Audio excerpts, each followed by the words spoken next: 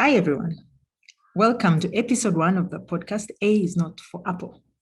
I'm your host, Connie Nshemereirwe, and I'm speaking to you from Kampala, Uganda. This podcast is brought to you in collaboration with my friends at Traces.Dreams. And today I would like to share some initial thoughts on why I started this podcast, and more importantly, what I hope to achieve through it.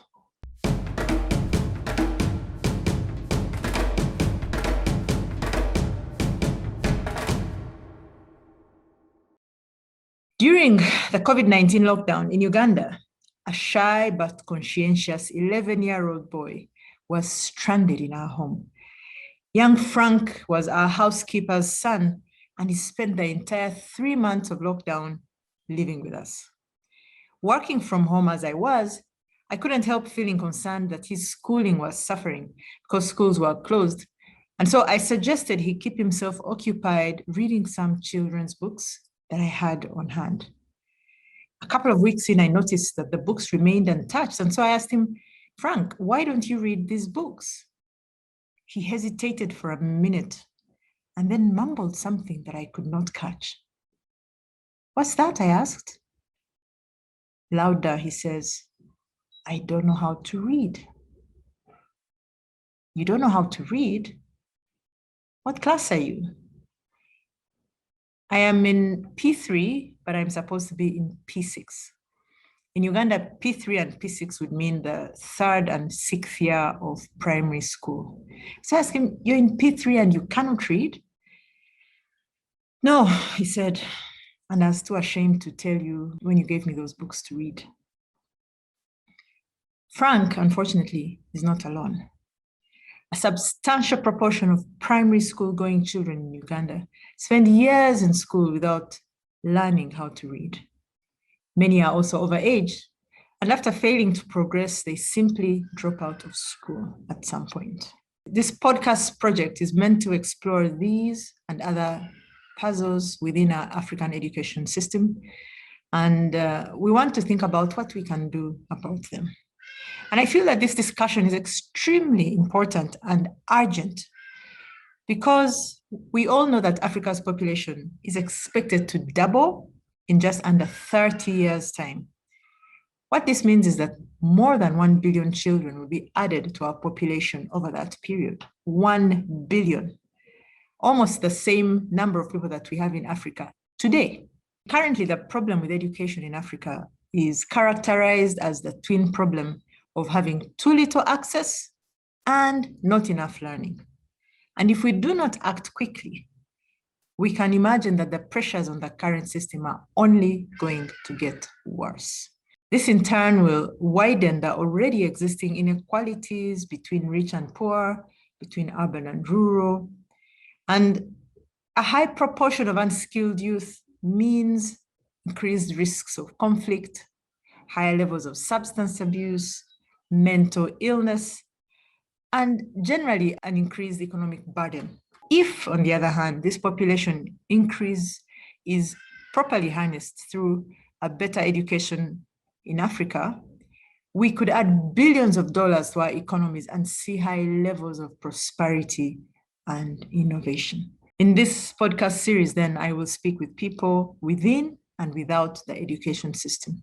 I'll speak with my fellow educational researchers, with curriculum developers, teachers, parents, and the school children themselves, but also with Africa's thought leaders, cultural and political leaders, policymakers, and any other people that can help us get a firm grip on the issues at hand.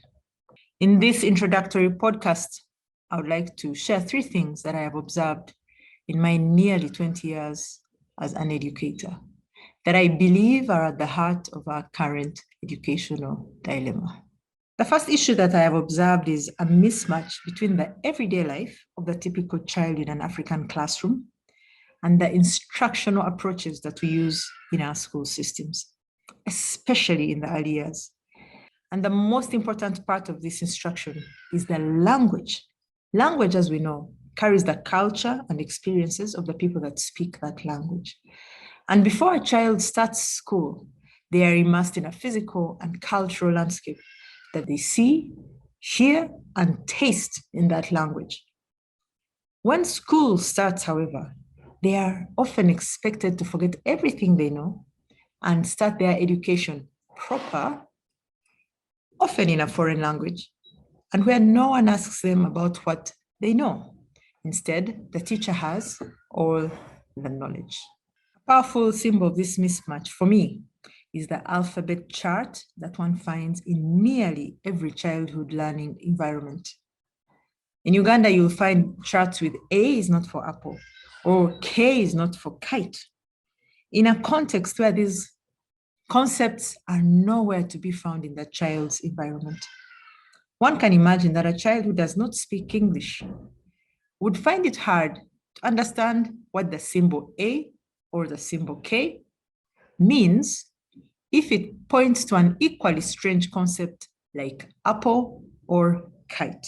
If a child's education starts off like this, I expect that this child, unable to make sense of this instruction, has no choice but to engage their ability to memorize what they are being presented with instead of building on their perfectly well-formed ability to make sense of their world. The second observation that I made concerns our school curricula. These are often too focused on covering or conveying a predetermined set of knowledge, and they are not focused enough on the suitability of that knowledge for either the level or the location of that child. Children who live in the city, in fishing communities, in the mountains, and everywhere across the country are expected to learn the very same things at the very same time. A young relative of mine who lives in a fairly posh suburb of the capital city, Kampala, completed primary school last year. And she was telling me that for the final exam, she had to cram all sorts of information about rearing rabbits and looking after cattle and whatnot. And she said she had never seen or done any of this in real life. And she felt sure that she would never have any use for such knowledge. Now, some people might say, yeah, one day she might need it, but I would argue that she would learn it the day that she needed it. Coming back to Frank, on the other hand, he lives in a much poorer part of the city, and he has been back to school since they have reopened. Recently, I was going through his school books and I saw page after page of neat notes on various topics, such as child abuse, water as a basic resource, and the fact that soil contains dissolved minerals. Here is another aspect of the same problem. Frank is well versed with growing things, and throughout his childhood had to make frequent trips to the nearby borehole to collect water for use at home. He has experienced soil and he has experienced water, but he certainly cannot recognize any of these things or connect to his experience through words like basic resources and dissolved minerals. Remember, he's only in his third year of primary school, and many children at that time are about 8 or 9. And surely enough, when I ask him what all these things that he has written in his book are, he cannot read them, let alone tell me what they mean.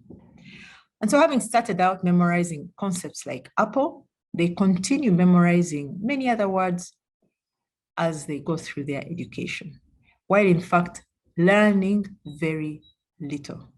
Wouldn't it be so much better if the teacher could explore these concepts with the child in a language they understand? Third on my list of observations within our schooling systems is the excessive weight we give to final examinations, national examinations. The need to get high scores in these exams appears to have completely overtaken the system. Certainly, this is not a problem that is unique to Africa. Teachers will do what is necessary to ensure that children pass exams. This practice has come about because obviously head teachers are under pressure to keep their school ranking high so that they can attract more students to their schools. And normally this is not a big problem in an educational context, as long as one has skilled teachers, because skilled teachers can ensure that a child learns what they have to learn and at the same time pass those examinations. Unfortunately, many of our school systems do not have enough of these skilled teachers. I recently came across an account by a volunteer enrolled in the Teach for Uganda program. This is a program that sends recent university graduates to rural schools to help boost teacher capacity. This volunteer reported that in the school where he was teaching, his fellow teachers got around the problem of children having no reading skills or poor reading skills by standing in front of the classroom at the examination time and reading out each question in the exam aloud, so that the children only have to write down the answers in their booklet.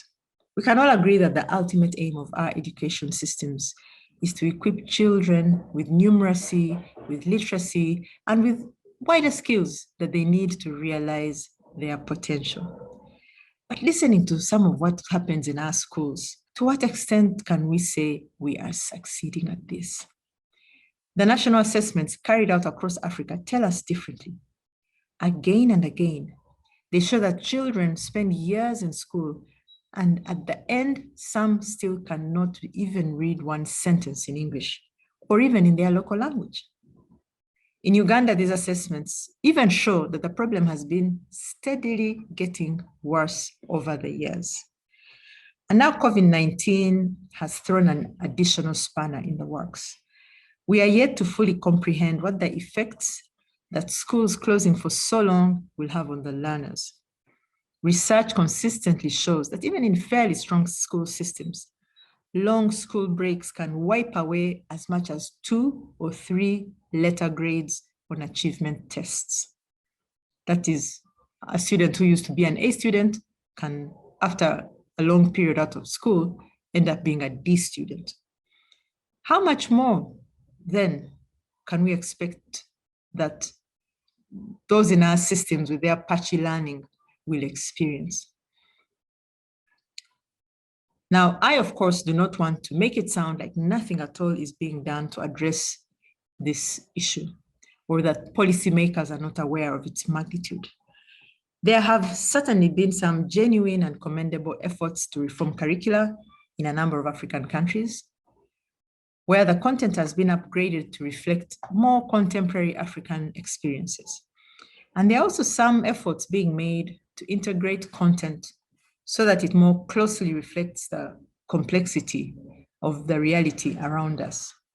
In some African countries, including Uganda, one also sees that there are policies around local language instruction in the early grades, and that there are also some alternative learning paths being provided to accommodate a more diverse student population.